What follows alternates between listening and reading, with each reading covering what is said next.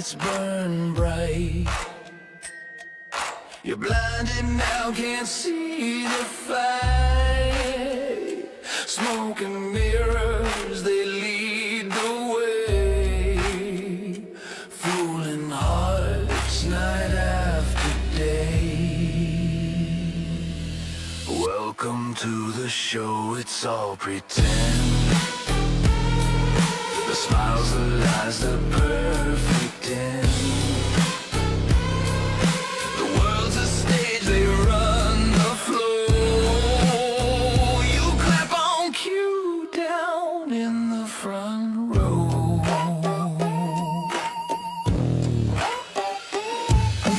Painted faces, masks of stone.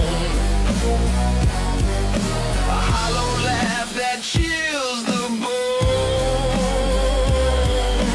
Puppets dangle strings unseen. Life's a trick, a cruel machine.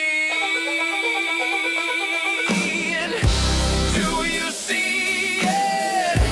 Do you feel it? Or just believe it?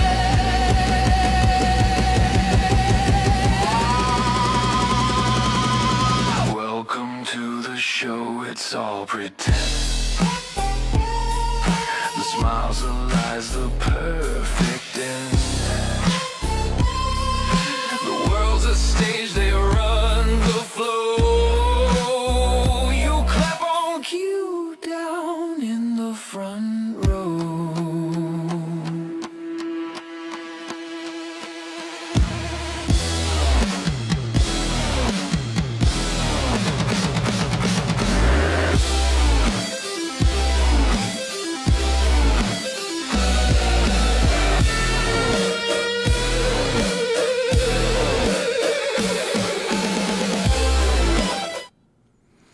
Hello, hello, hello.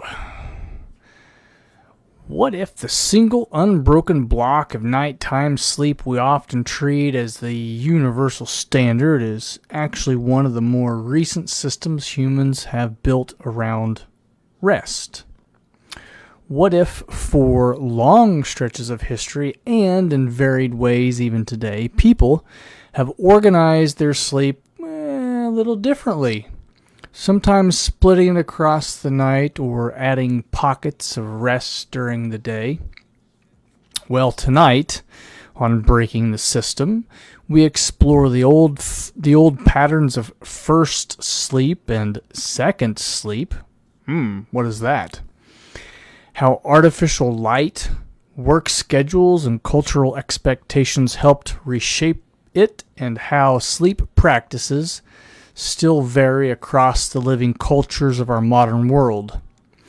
We'll look at the forces that influence when and how societies rest without declaring any approach right or wrong. I'm going to leave that up to you. Just the patterns, just the shifts, and the space to reflect on the invisible systems and guiding something as basic as closing our eyes. So welcome to episode 52 of Breaking the System.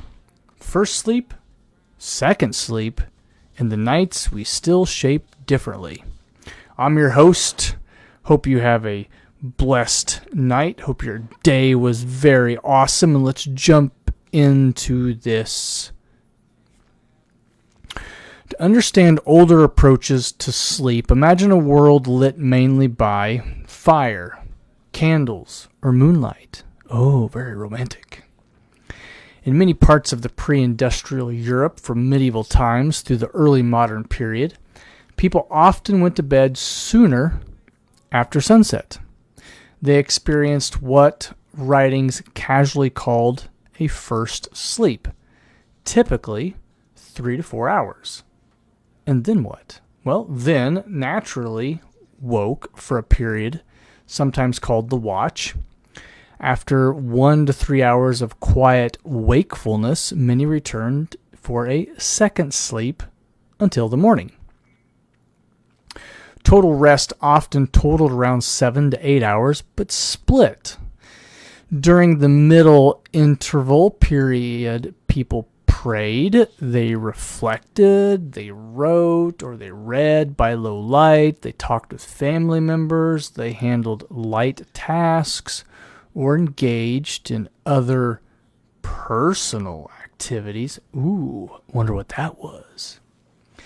This wasn't presented as unusual. It appears in written documents like diaries, court records, literature like in Chaucer and Virgil, and medical texts across different languages.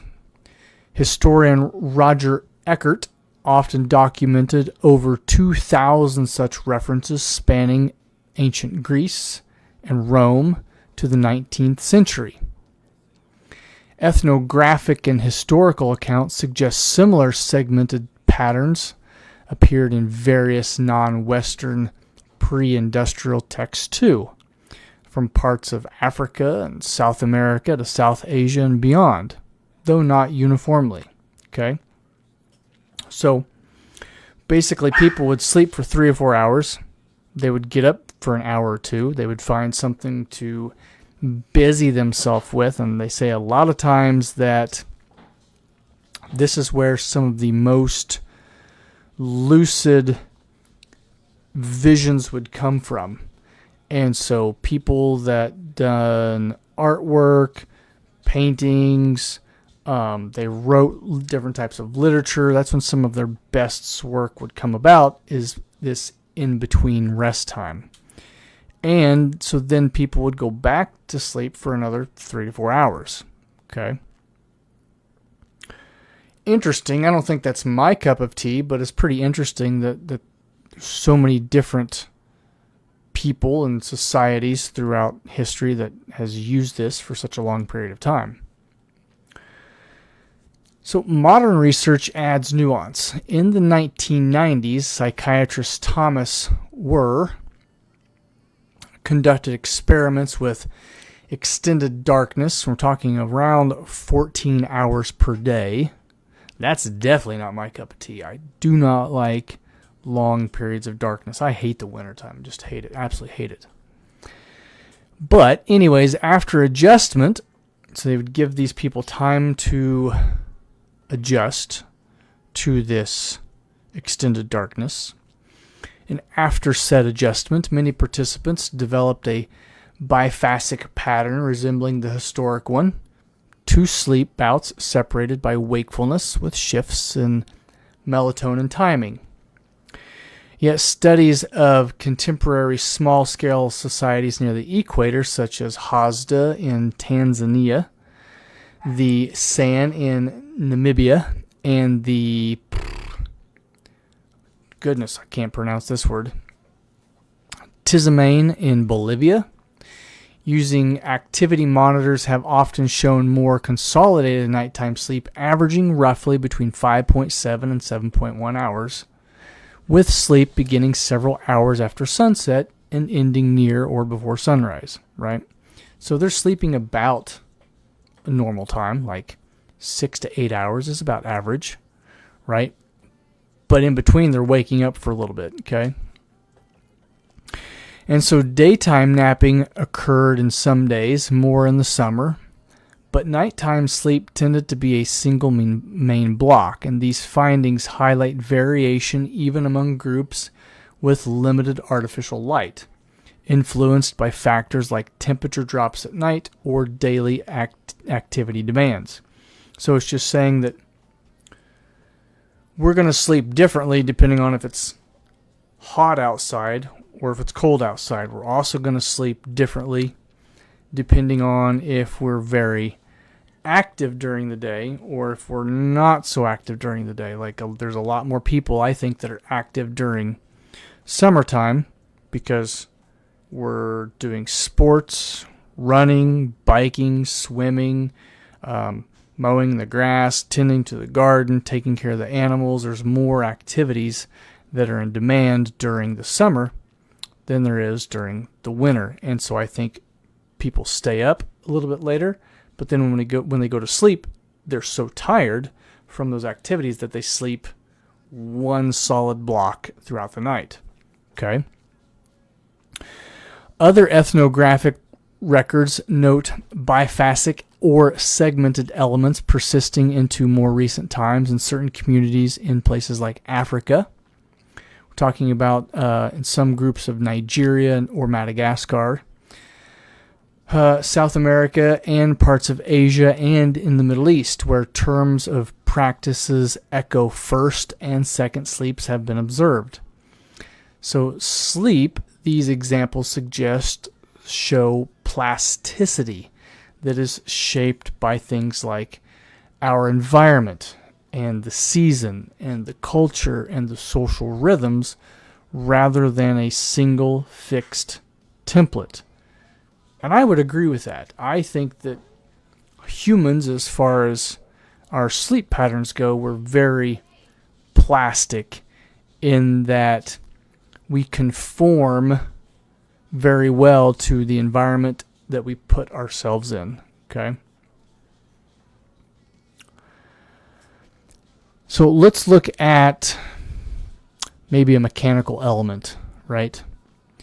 So even in today's interconnected world, sleep practices differ across different cultures, often blending older flexible elements with modern pressures.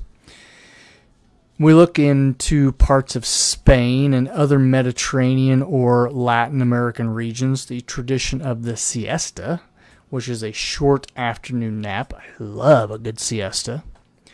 Often after the midday meal, has long created a biphasic rhythm for many. So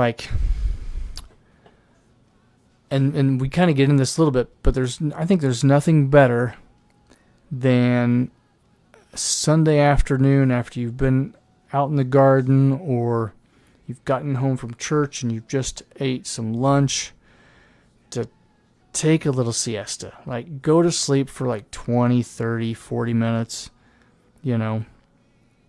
just long enough to like rest the body, and then you're up and ready to go again. That's amazing for a Sunday for me.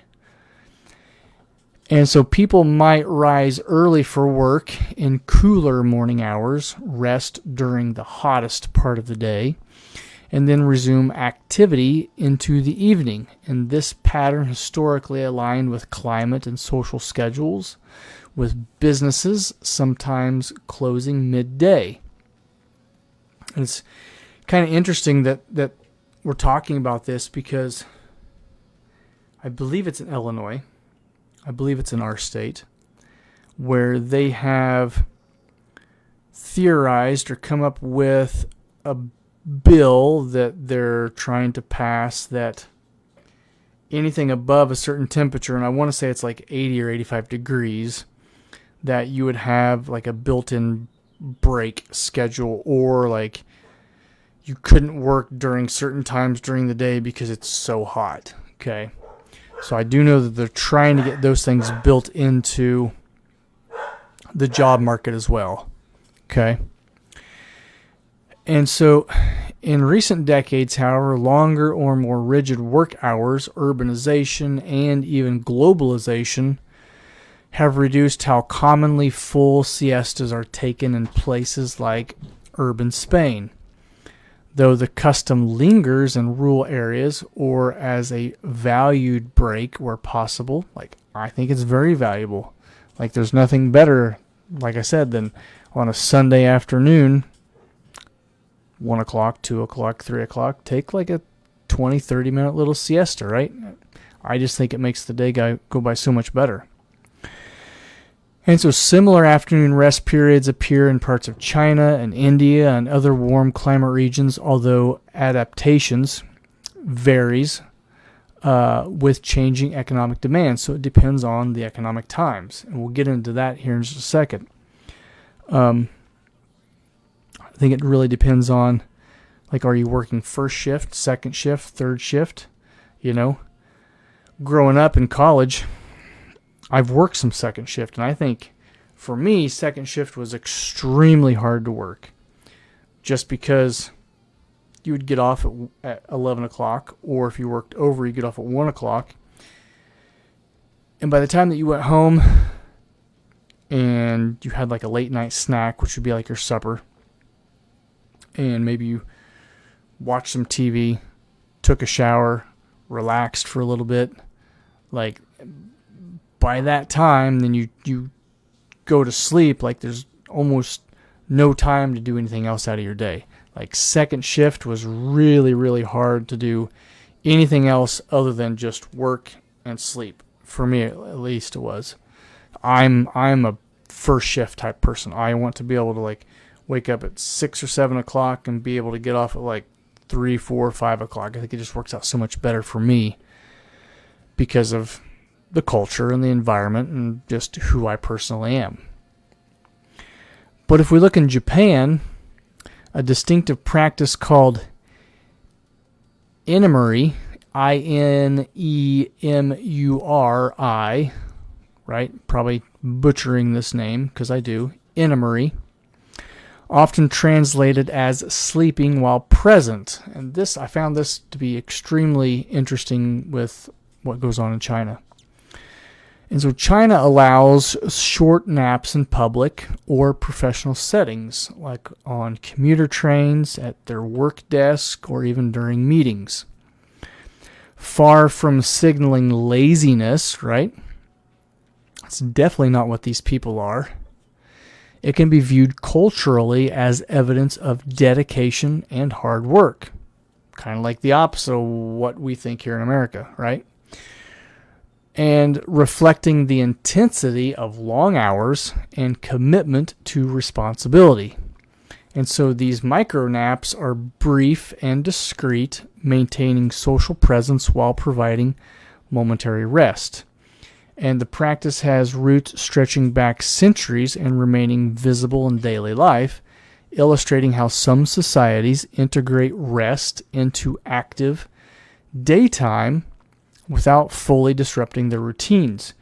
And so if you do a little bit of research about Japan currently has a population crisis going on. There's not enough kids being born in Japan because culturally, there's such a burden placed on the man in the family unit, the male dominant of the family unit, that they will work extremely long hours. We're talking 10, 12, 14, 16-hour days every single day, right? And so because of that, they don't get a whole lot of sleep, so they build in these siestas or these inamuris where they would sleep at work. And also because they're working so much that the family dynamic, time between husband and wife, really isn't there. They don't get to spend a lot of quality time together. So just some interesting tidbits, But that's currently what's going on in Japan because of this. So surveys and studies of sleep in other contemporary settings reveal further diversity in some Middle Eastern contexts, such as among adults in Oman. Researchers have identified monophastic, which are single nighttime blocks. Biphastic means night sleep plus afternoon or post-dawn rest. And even polyphastic patterns, which is multiple periods across a 24-hour time period. All of these sleep schedules kind of just coexist all at the same time within this society, okay? Bedtimes and total durations can shift with cultural norms. For instance, later evenings in parts of urban Spain or certain Asian cities where social or work life extends into the night, sometimes paired with earlier risers. So once again, it depends on culture, it depends on the environment, right? It depends on what type of person you are. Are you the type of person that can survive on 5 to 6 hours of sleep, or are you the type of person that really needs that hard 8-9 hours of sleep every night? It's going to make a huge difference, okay? So across these examples, no single pattern dominates universally. Some cultures emphasize longer nighttime blocks. Others incorporate daytime naps or tolerate brief public rest. Work expectations, climate, family structures, and technology all play roles in shaping when and how people sleep, and these influences continue to evolve as not only as the cultures evolve, but as technology evolves. And then you can also put in there how the family unit evolves or de-evolves, depends on, your outlook on culture. I think in a lot of cultures that the family value is de-evolving. I think we're de-evolving as a family unit, just because there's not a huge emphasis put on the nuclear family, but that's another conversation for another time. So we've examined segmented sleep as one historical system, driven largely by natural darkness and flexible nighttime hours. We've seen how artificial light, industrial schedules, and cultural shifts encourage a move toward more consolidated rest in many places. And we've noted how varied practices persist or adapt today, from afternoon siestas in warmer regions to culturally accepted workplace micro naps in Japan, to the sleep rhythms observed in smaller scale societies that still live closer to natural cycles. And I do think that technology plays a huge part in how we sleep and when we sleep and the type of sleep that we get. The more that we look into it, the more that they're told, or the more that we're told, don't put your phone beside your bed. Don't plug your phone in beside your bed. Don't have your Wi-Fi on around your bedroom, because those signals can interfere with your brain patterns and the way that you sleep. So each approach has operated within its own technological, economic, and social context. Consolidated sleep can support synchronized modern life and productivity demands. Biphasic or more flexible patterns can align with things like climate, community rhythms, or the need for restorative breaks among long days, right? So if you had a really long day at work, your brain might need to be restored. You might have to take, a little siesta. You might have to take a break in your day. And so trade-offs exist in all of them. Effects on alertness, social coordination, or personal reflection. But those outcomes depend on the broader system that people inhabit. The sleep system isn't timeless, and it's not universal. It has been quietly redesigned over centuries by the tools we use to light our nights, the clocks that structure our days, and the expectations we place on rest and even our work. Even now, as cultures blend and economies globalize, the way people actually sleep continue to show both convergence and persistent diversity. And as you settle into your own rest tonight, whether in one continuous stretch, where some people do and some people don't, with a natural pause in the small hours or alongside daytime habits shaped by our routines, notice the system at work around you. It wasn't inevitable. It emerged from choices and technologies and norms layered over time.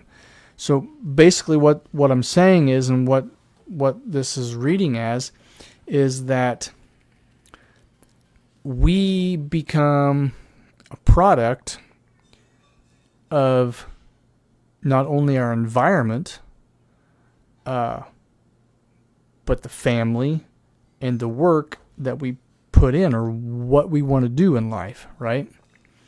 And so all of those things is it's saying that our body can adapt to basically any type of sleep schedule. So like if you are struggling at sleeping, maybe there's something that you're not doing, because our bodies are very good at adapting to different types of sleep patterns. Okay? So let's jump into our critical question that we have for the night, because we've always got a critical question. If you could observe or experience sleep practices from a culture or historical period different from your own, whether segmented nights with a reflective watch, I think that one would be really neat to try. To sleep 3 or 4 hours and to get up for an hour or two and then go back to sleep for 3 or 4 hours. I would like to try that, but I don't think I'd be very good at it. I think that me personally, I think I would really suck at that one. So, what do you think that you could try that one? And do you think that that one would work for you? Okay. So we have that one, the segmented with a reflective watch. An afternoon siesta built into the workday. I like that one too. Brief public naps accepted by diligence, or the consolidated rhythms common in many industrial settings. What aspect of those patterns might feel surprising, practical, or challenging to adopt to you? So that's our first question. If you were to adopt one of these, which one do you think that you could adopt, and why? Which ones could you not adopt? And so, like, what parts of the current sleep system in your daily life would feel the hardest to change, and what parts would be the easiest to change? I think for me, getting up in the middle of the night, trying to do something, then going back to sleep for 3 or 4 hours, and then waking up to continue a full day, I think that would be very, very hard for me personally. But what do you think? Okay. And so that's our critical question for the night. If you could jump into one of these different sleep patterns, which one do you personally think that you could jump into with very, very little being hard, and which one do you think would be the hardest and why? So put those comments in the comment section. I'm still interested in connecting with you guys as an audience, right? Which one would be the best? Which one would be the hardest? And so that's the question that we leave you with tonight. So once again, thanks for spending this time with Breaking the System. If these explorations of hidden structures spark ideas about other systems that we navigate, whether if it's work, time, community, or technology, I'd love to hear from you. I welcome your thoughts and your voices and your notes. And like I said, whether you agree with me, put those comments down. If you don't agree with me, I love you guys, right? I love people that disagree with me. I want everybody to really disagree with me on certain things. That way, we can have conversation. We can come to the table like we used to be able to and have conversation about the differences between you and I, right? And we can break bread and we can sit at the table and we can discuss, or we'll do it online, right?